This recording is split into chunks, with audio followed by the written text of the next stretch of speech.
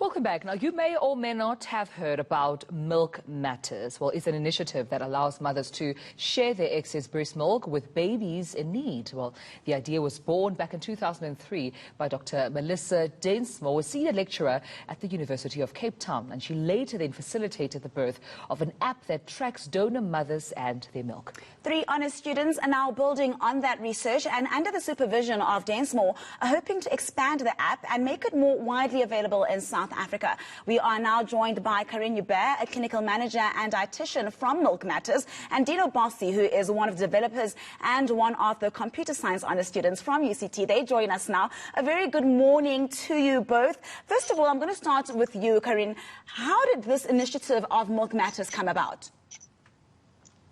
Hi, well, that's a good question. There was a very big need for babies to receive an alternative to formula if the mom can't supply her own breast milk to the baby. As you probably know, premature babies are extremely vulnerable, so if they often get a disease called necrotizing enterocolitis if they receive formula, which is can be quite severe and deadly to them. So, with that very big need, they started to get the process going and getting donations and getting it pasteurized, getting the milk pasteurized, and then dispensed to the specific babies in need in various hospitals. Right, and I want to talk about the babies in need. I know that some of them, if not most of them, are premature babies. How common have you found, the situation in terms of your assessment where babies are in need of breast milk? Goodness, the need is bigger than we can supply for, to be honest.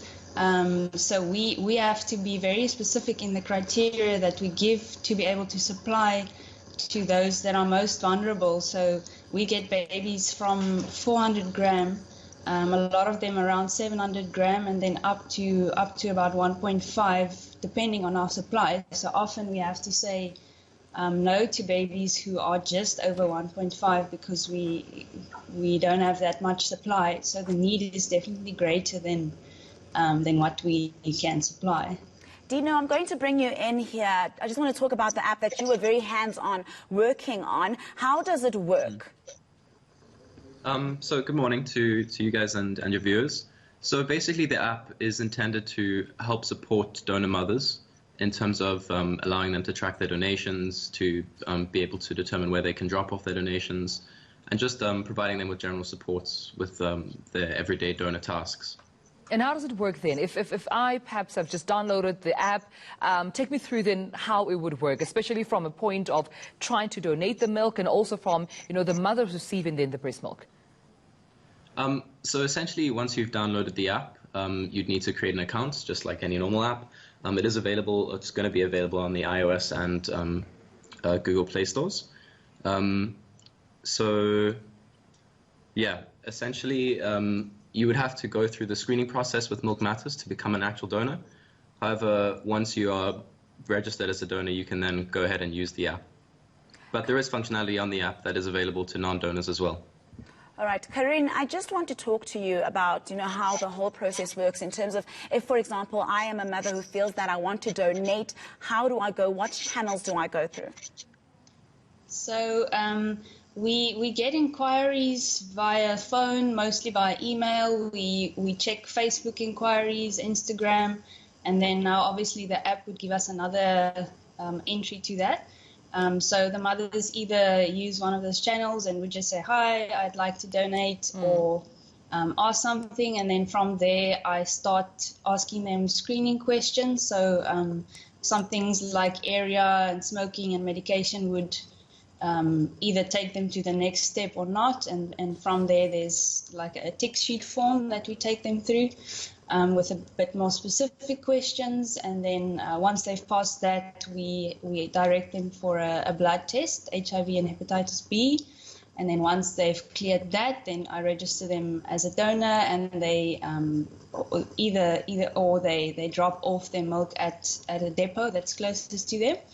And then, either keep on donating or give us a once of stash. And also, Carene, on that note then, I mean, how soon does the baby receive the milk after you've cleared everything with the donor mother? So we can dispense the milk after we've processed it by 2 days after that.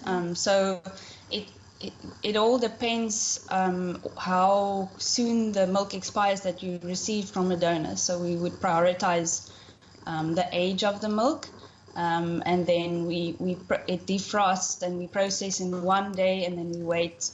We send testers the next day, and then the day after that we get results, and from there we can dispense. So 2 or 3 days would be a good measure, yeah.